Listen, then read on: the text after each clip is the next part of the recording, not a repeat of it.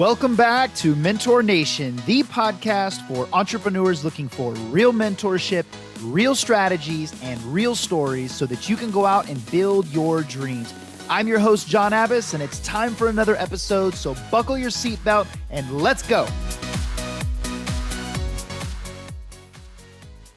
Bill, listen, I just want to welcome you to the Mentor Nation podcast. Thank you for being on. It's great to have you.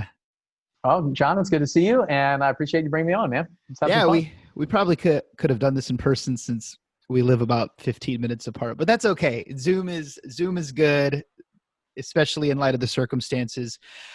So, Bill, I was really excited. Honestly, there's a lot of things that we could talk about today. You've done some really incredible things. I mean, you military, pilot, you are raising a family, you run an ultra successful real estate company. But the thing that I was really, really interested in, I've been following a lot of your work with Operation Underground Railroad, and it's very moving. And I really wanted to focus this interview today on that topic for a lot of reasons, to open people's eyes to the problem and what's going on, but also because I feel like lately, and I don't know if you've noticed this, there's just a lot of people talking about it right now, for whether it's political reasons or whatever, but child trafficking, sex trafficking, it's like a really, really big topic right now. Have you seen that as well? Yeah, absolutely. In fact, so I run, we'll talk about it in a minute, but I run the volunteer team here in Tennessee. And the number of volunteers that I have that are coming through our system right now, just with OUR alone, has almost quadrupled since mid-July. So wow. In the last, I'm an entrepreneur, so I don't know what month it is. It's August.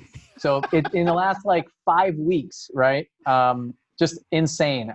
We went from starting with 10 volunteers here in Tennessee a couple years ago to 50 to almost 100, now to 500-600 volunteers that are coming through the system. And a lot of the team leaders from all around the country are getting overwhelmed. So absolutely, the spotlight is on it, which I think is great. Yep. I think it's really amazing. So the fact that we're talking about this today is great.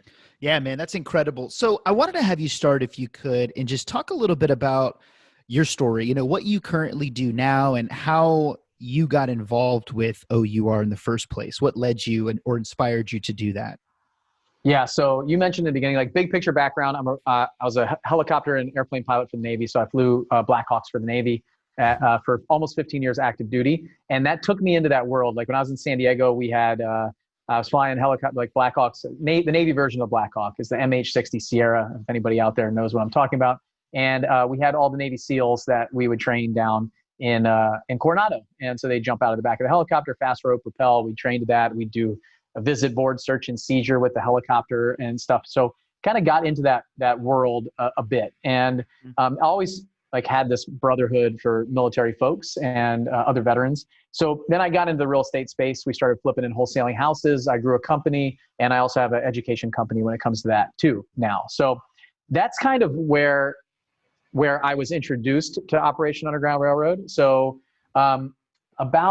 it was probably about 4 years ago, my mentor, so I paid to be a part of an expensive mastermind group. It's $25,000 to join, figure out how to grow your business, be around other people, and in the real estate world. So I joined this mastermind group called 7-Figure Flipping.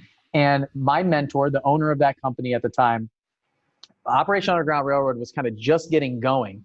And he renovated a house. He was doing 150 houses a year. And he renovated a house, and he gave all the proceeds from that house when he sold it to Operation Underground Railroad. So he knew Tim Ballard, the founder. Dutch was one of the guys who was kicking down doors. We have a great video of him ripping cabinets out of the house and stuff like that. He was one of the operators. And when I saw that, I was kind of wow, this is $35,000. I was at a place in my life where I wasn't making a lot of money as a military guy, W-2 income, probably making $80,000, $90,000, $100,000 a year, and just trying to figure out how you could even do that. I was only doing one house a year, and he's taking all this money and giving it away. And at the time, I just kind of said, I don't know what this is. I have other things that I support. I have things like charities that I support that were close to me, and I didn't know what Operation Underground Railroad was, and I didn't take the time to go look. And I still was kind of didn't know a ton about it until about 2.5 years ago, when Tim Ballard, the founder of OUR, he came to our event called Flip Hacking Live. So I'm actually wearing the shirt if you're watching the video. So we have this event every October called Flip Hacking Live, and he came to our event. So it's a real estate conference. And we showed, so he was flying in. It was this huge deal. I was like, man, I still hadn't watched the documentary, found out anything about it. I was just putting together the conference, and this was one of the speakers that we had. And we bring in a charity every year. So the first year we raised money for my son, James, before he was born, for the Children's Heart Foundation. He needed some surgeries. The year after that, we raised some money to build schools and wells in Burma. And this year, it was going to be Operation Underground Railroad, so close to Justin's heart. And so Tim came. He actually missed his flight. He was late, so we had to show the trailer of the documentary. And I watched it, and I went, whoa, like, right. It kind of opened my eyes to 3 minutes of video. And I said, wow, this is interesting. And then right after that, I'm sitting there. I got to meet Tim. I got to meet some of the staff, talk to them. I had talked to them before to set it all up. But we came back at the end. It was Thursday night. It's a Thursday, Friday, Saturday conference. A Thursday night, we came back at 8:00, back to the conference room. So everybody went to dinner. And then we invited I think we had about 500 people there. We invited them back.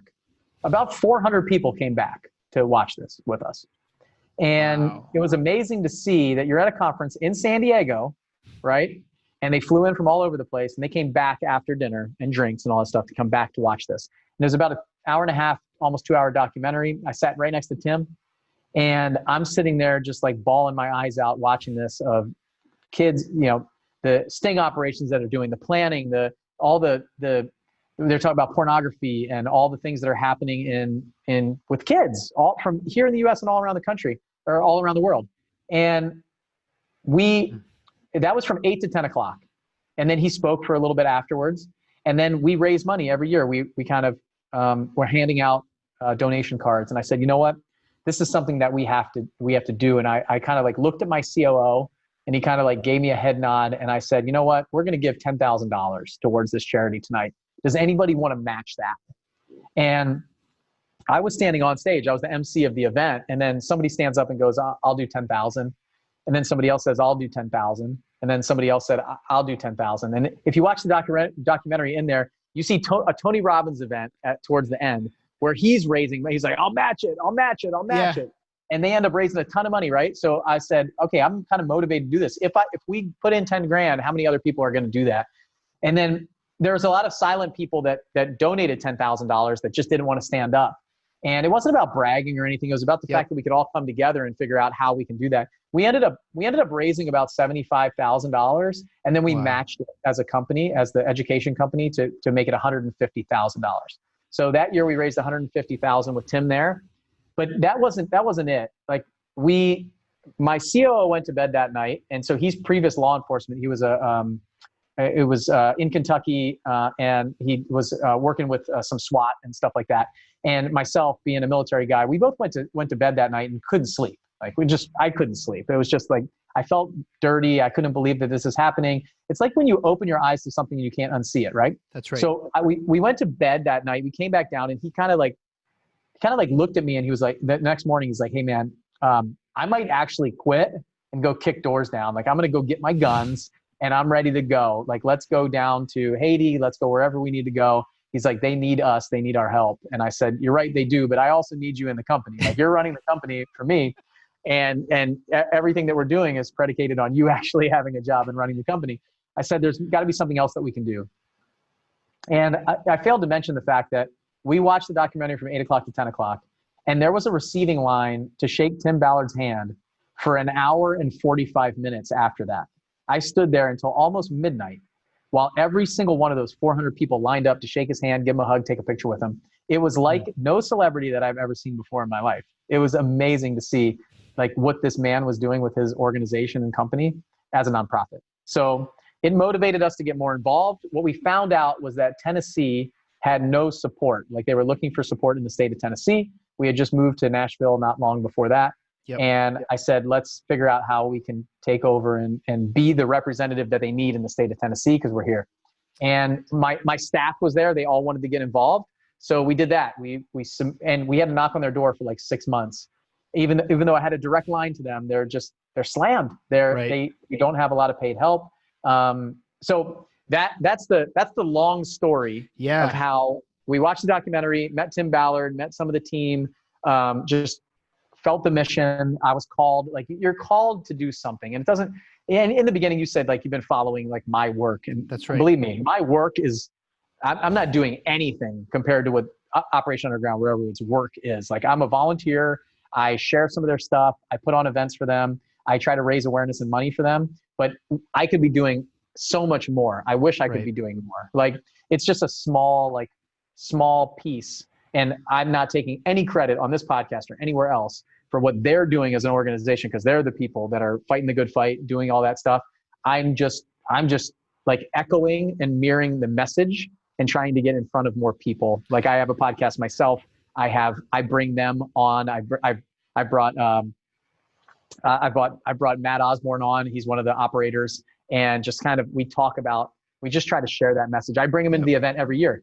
150,000 the first year. We raised 156,000 last year. And our event in October this year, we'll be supporting them again and figuring out how. My goal is to get to $1 million a year. I want to raise $1 million a year for them myself.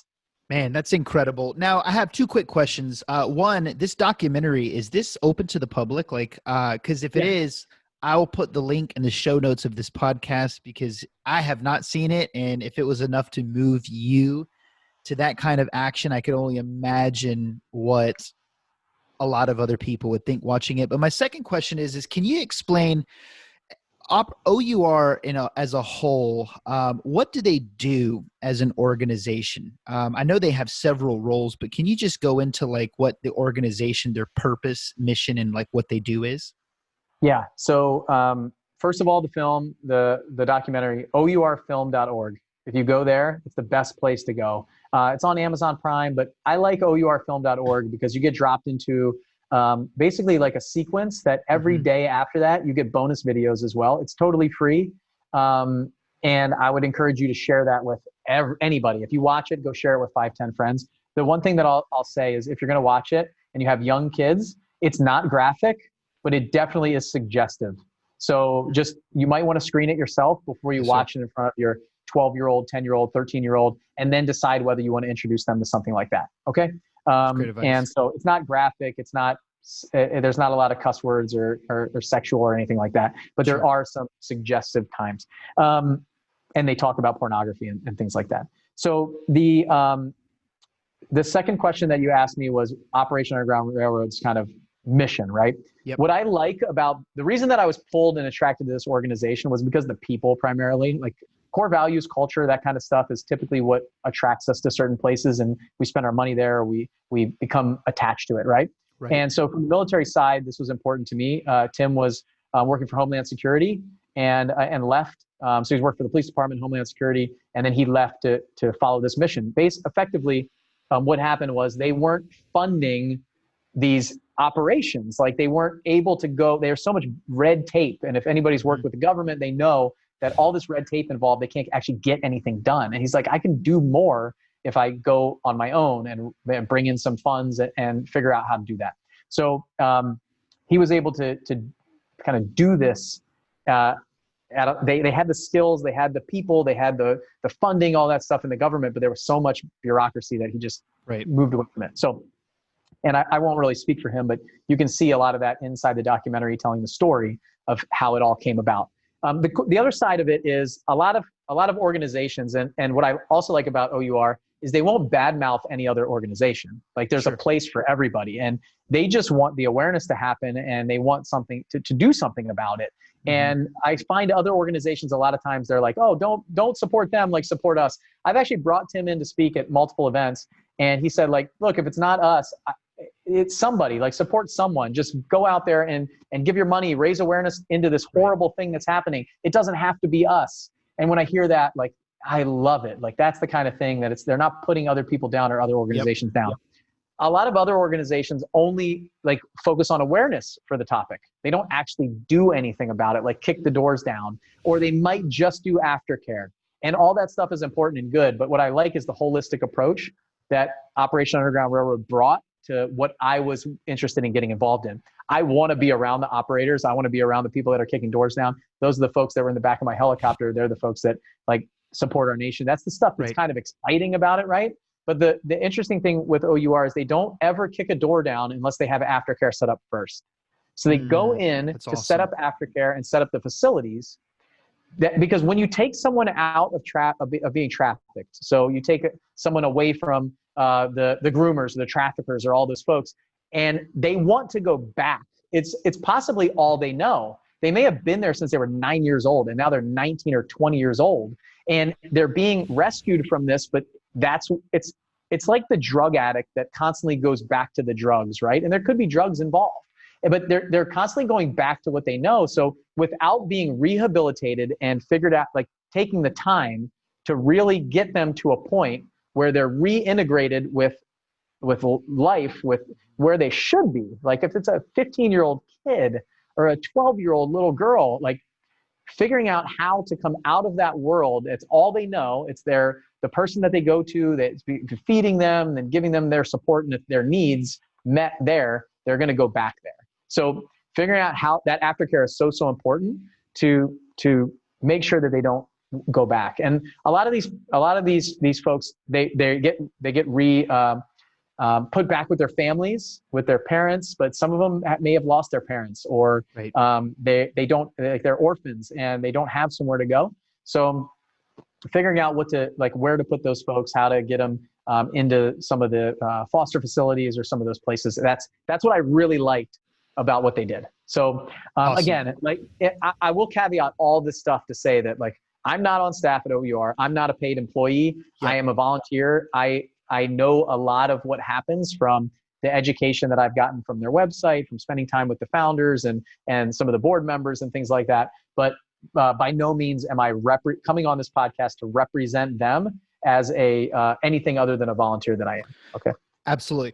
Excuse me. So yeah, and I think, everybody understands that. My next question is, and I understand that, Bill, you're not an encyclopedia, but you have been around this for some time. And I just, I can't remember the term, but there's this thing that we have in our brain where if we're not actively involved in it, like we have the ability to tune it out, or else we'd be overwhelmed with all of the grief and events going on, and we couldn't even function as people. And I can't remember what that's called, but I think a lot of people that are going to listen to this are like me, and they just don't understand the extent of this, like how big it is, how bad it is, the scale to which it is. Can you share just any stats or information that you have, whether it's on a global or a US scale, as to how big is this? How bad is it? Yeah, so the number that's always been kind of implanted into my head for the last couple of years, so it's probably gone up since then, I would suspect, is about 500,000 people, 500,000 kids here in the US are being trafficked, and about 2 million total. So outside of here, and this is like sex trafficking. When you get into work trafficking, like trafficking for labor, that number goes massive, like tens of millions. So, and then you've also got some organ harvesting and things that are happening now where people are getting trafficked for that. So if we just talk about sex trafficking alone, mm-hmm. Multi-billion-dollar industry, that the interesting part is it's really us. It's really Americans and kind of the Western civilization that is actually funding and fueling this. It's primarily starting with kind of some of the pornography and things like that, where it's just not enough for some people, and they go for this sex tourism to other countries where they can start, then it's okay, it's 18-year-old or 19-year-old is not enough. I need a 16-year-old or a 15-year-old or a 12-year-old. And so we're primarily fueling this too. So it's not just the fact that it's happening here in the US, it's the fact that a lot of the Americans are traveling to go do this or doing that here. And if we can figure out how to eradicate that, then it's supply and demand, right? The demand is there from us or Europe or Canada or places like that. And we're supplying the money. We're the richest country, one of the richest countries in the world, right? And we're supplying, we're creating the demand. So if we can shut down the demand, then just imagine, if there's no need for it and they're not going to make money, they're going to stop trafficking kids, right? and they're going to move on to something else. So that's the whole concept behind it. So, I mean, think about 500,000 kids here in the US, and it's happening like right under our noses. It's happening right in your city. It's happening in your state. I guarantee it. Any big sporting event, you've seen it at the Super Bowl, where there's a trafficking ring that's been broken up at the Super Bowl. Any major highways and thoroughfares through like Atlanta, where lots of highways are intercepting together, where they can snatch somebody and kind of move out. The challenging thing, like you mentioned, is like, can't really unsee the stuff. So That's right. being prepared to handle it. I have some friends that are just like, I am not going to watch this. Like, I refuse to watch it. I have 3 little girls, and it's not something that I'm willing to watch because I don't know.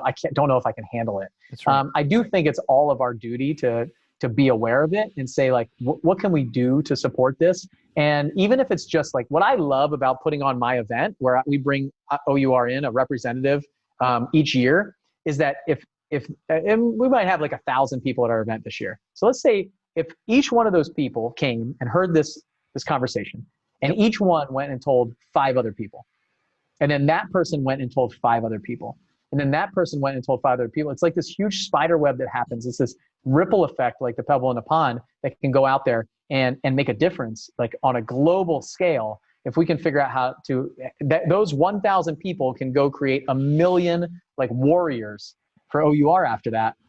That's what we're trying to do. And I think we each have the ability to do that. I mean, if you watch the documentary after listening to this podcast, and you're going to say something about it. You're going to do something about it. You're going to go tell your neighbors or your family. And then if that one of those people watches it, they're going to go tell 5 people. Like, you cannot watch it and not talk about it, say something, unless you are completely evil. And like, it is just a horrible thing that's happening. So there's a ton of it happening. It's going on everywhere. I mean, if you just Google your city right now and trafficking, you're going to find something, I'm telling you. And it might be last week, it might be last month.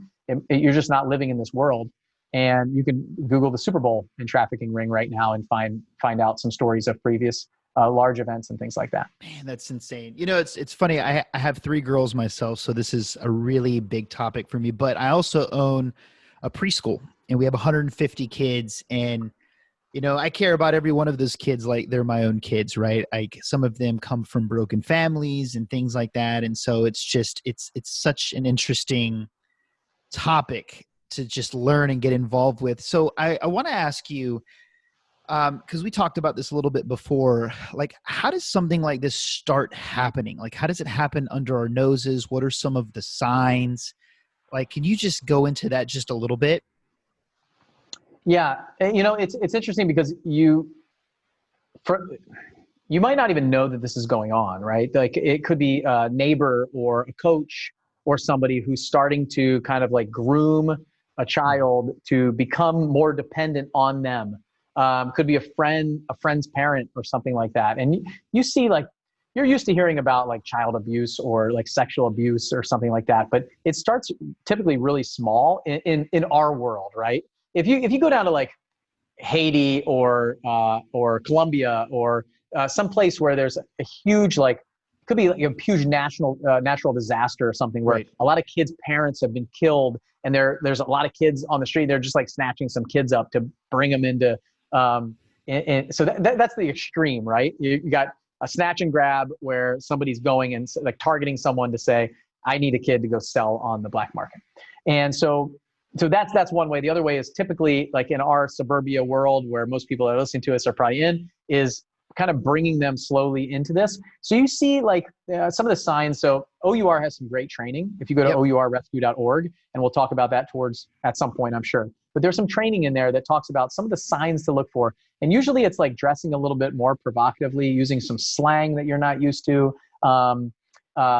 Like, just kind of like starting to be more enclosed. Like, they were very personable before and very outgoing, and now they're starting to become a little bit more like quiet, reserved, a little bit of depressed, it feels like, things like that. Some of the early signs to look for potentially in your children. But it sounds a lot like adolescence, right? Like, it sounds like, going through puberty and things, like they're starting to do some of those things. But just be in touch with your child. Like, have an open relationship with them, talk to them about what's going on. Like, how are your their friends' parents, like what's going on when you go over to their house, and just asking those kind of questions, probing type questions to see if anything's off. If you see some of those signs, is some of the things that I've been taught and learned through the training that they have, which is really invaluable. And if you know the signs of what to look for, like there was one story in the training about an Uber driver in New York who was driving these two women to, one was an older woman, one was a younger woman, to a hotel. Mm-hmm. And he could hear this conversation where the older woman, it just wasn't, it was interesting. It was a weird relationship. And the older woman was like talking about how she looked and how she needs to look a little bit better for when they get there and how she needs to impress this person. And he was like, something's off here. Called the cops, found out that this was a woman who was trafficking this girl for prostitution in this hotel, and broke it up because he had watched and been involved in a training from OUR. So like hearing that story and seeing it, same thing on airplanes. People are moving, like you see an older gentleman with a younger girl who looks uncomfortable, things that are happening, something like that. And it doesn't just have to be an older man. It can be an older woman. It's just look, what are the signs that you can start looking for, where whether it's in your children or it's out there in the world where something's just a little bit off. And I'll say it probably pays off to just say, like ask, like Absolutely. Bring it up, like try to make a difference. And I'm not saying like go like knock the guy on the ground and grab the girl or anything, but like really try to see like what's going on. Just pay more attention to your surroundings and what's happening.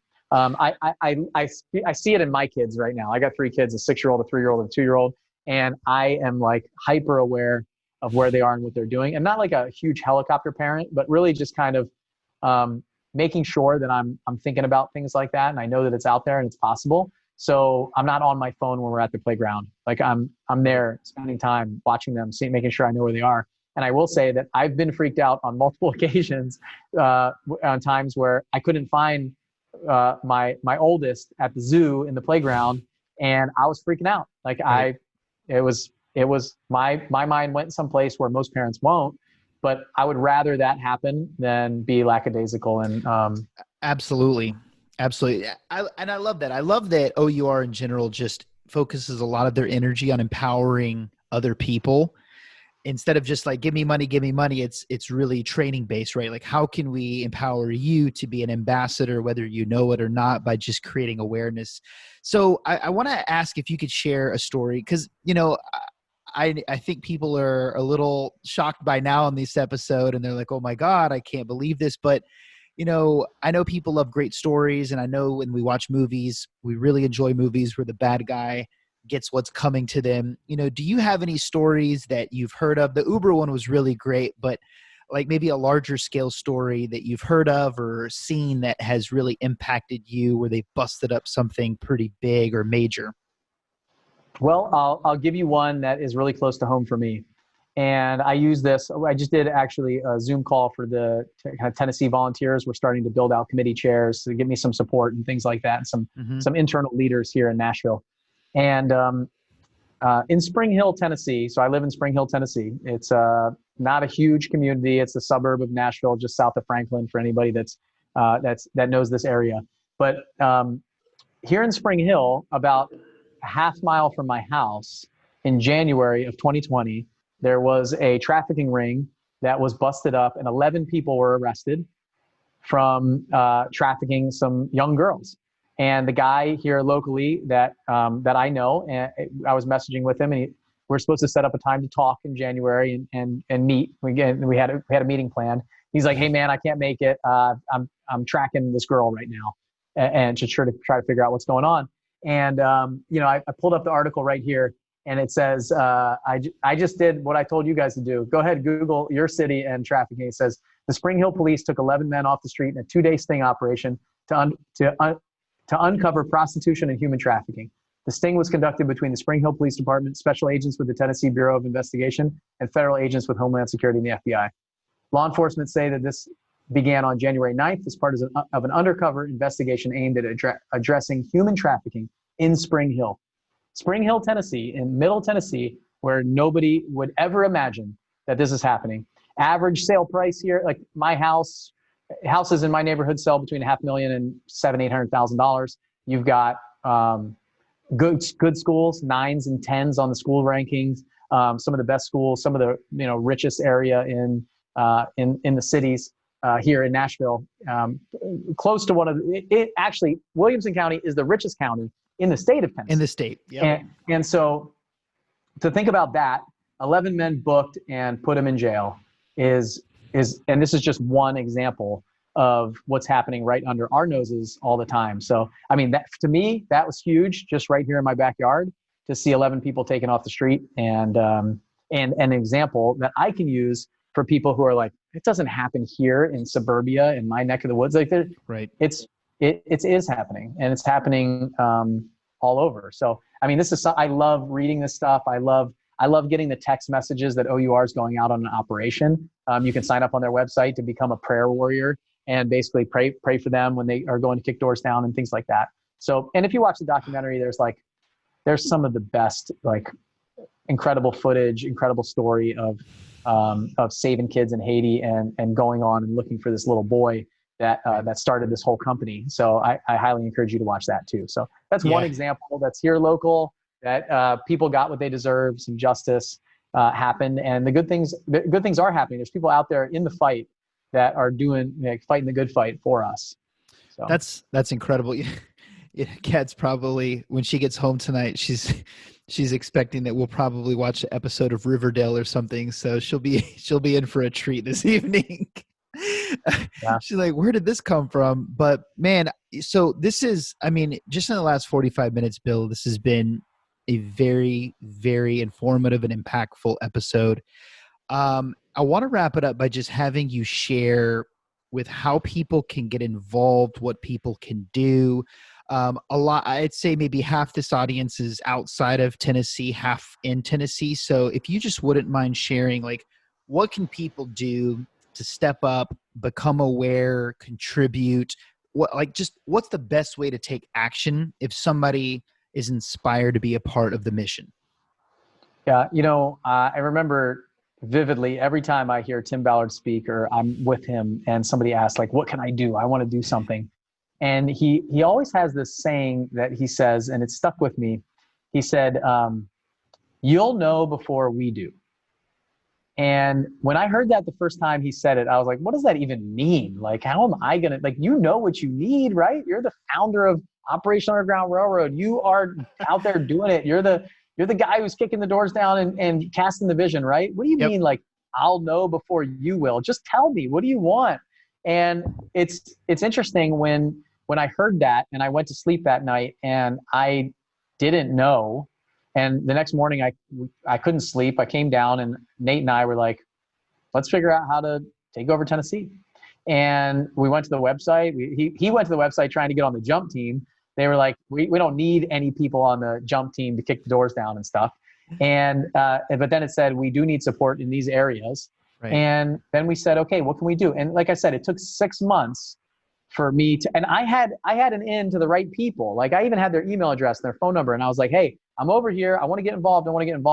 And then I met the right person. I met a guy named Paul Cardall. He's a pianist here in Nashville. He was on the governing board of OUR at the time, and him and I had lunch. I have a son who had a heart defect. He needed heart surgery, had half a heart when he was born. Paul has had a heart transplant about, I don't know, he's probably in his 20s, I think, when he had his heart transplant. And wow. I mean, the what is the likelihood that these two people that are so connected in that world, that also have this passion, go to lunch, spend time together, and then he puts me up in front of the governing board of OUR, and they say, okay, you can do it. And at that time, it was like, there's more to this story. A couple of people had mentioned his name the day before I was on a call with the Operation Underground Railroad person who put me in touch with him. It was like, there's the design to all this, and why you're listening to this right now, why you're feeling what you're feeling, what you have, like the skill set that you have.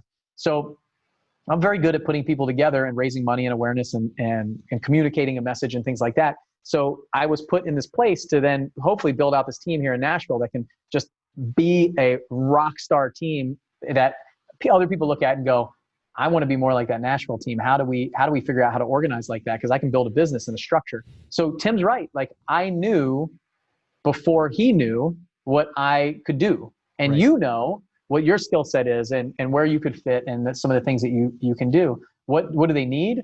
Awareness, money, skills, volunteers, microphone, people to share the message, like whatever you can do. Like you can do something, a garage sale to Yep. benefit OUR, to donate $150, to become an abolitionist, somebody who donates monthly.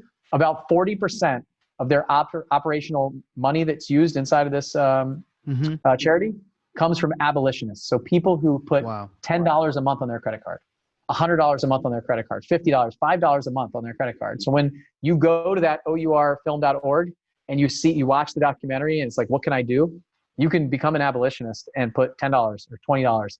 And what I do is I just keep upping it until it hurts each month. Like I'll add a little bit more from time to time and just kind of go a little higher to the point where I'm like, all right, I don't feel it anymore, and you can go to $500 a month or $1,000 a month, or to a point where it's like, okay, I don't even realize that it's on the credit card and it's going. And so what that does is it allows OUR to plan for how much money is going to come in that they can use. And I'd say they're probably right around 90 to 92% of the money that comes in goes to operations and aftercare, not to staff and administrative and salaries and things like that. Very, very low number of paid salaries in this organization, which I love. And it all goes to operations and aftercare. And that's what's important to me too. So you asked me what you can do.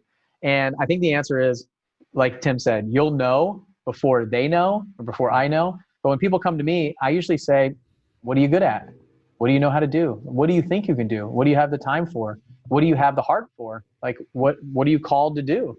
And you'll decide. Maybe you want to work on the staff. Maybe you want to figure out how to, I love the fact that you own a preschool. Like, what message can you send out to the families? Like, how can you hold an event? There's a Students Against Slavery program that we're implementing here in Nashville soon. That is the high schools, like going to high schools and creating a club where the 17-year-olds and 18-year-olds and 16-year-olds are the ones educating the other rest of the high school about it, so that they can help breed awareness in younger people. Like, I'm 40 years old. Like, I don't really speak 17-year-old these days. I don't know how to message them on their apps and platforms and stuff. And they can do some cool TikToks about it, and share it with everybody and get the awareness out there, right? So like, there are things that you are good at, so you'll know before they know. But the first step is to go to OURrescue.org. That's the website, OURrescue.org, and click Become a Volunteer. And then put in your city. Don't put in like your aspirational cities of where you want to live one day. Put in your city. So if half of you are in Nashville and you click that, you're going to come to me and my assistant, and we're doing some cool stuff here in Nashville. And if you're in another city, hopefully there's a team leader in another city. If there's not, maybe you become one. Right. Maybe you say, hey, I moved to figure out how to do more for this, and I'm going to build a little unit. Like, it's just going to be me, and I'm going to recruit 2 or 3 other of my friends, and we'll start growing this organically. Like, no joke, we were 8 volunteers in the state of Tennessee when I took over. Like, I got the database full of like 3 people in Tennessee that said, hey, I kind of know what this is. Nobody knew what it was. And it's grown tremendously, and it's time now to kind of mobilize and figure out how to build a structure around it, get some administrative support so we can go do events. Like on December 5th, we're doing an event here in Nashville, a cornhole tournament that I just locked up, and we're going to have some fun on December 5th and raise a bunch of money for OUR. So awesome. Awareness and funds, I think those are the 2 things that are big. If you want to kick doors down, it's possible, but probably unlikely. But if you're a police officer or you're in politics or something like that, like, you can make significant change and figure out how to bring that training and incorporate this into your unit. That's awesome. Count me in for that cornhole tournament, by the way. I love me some cornhole.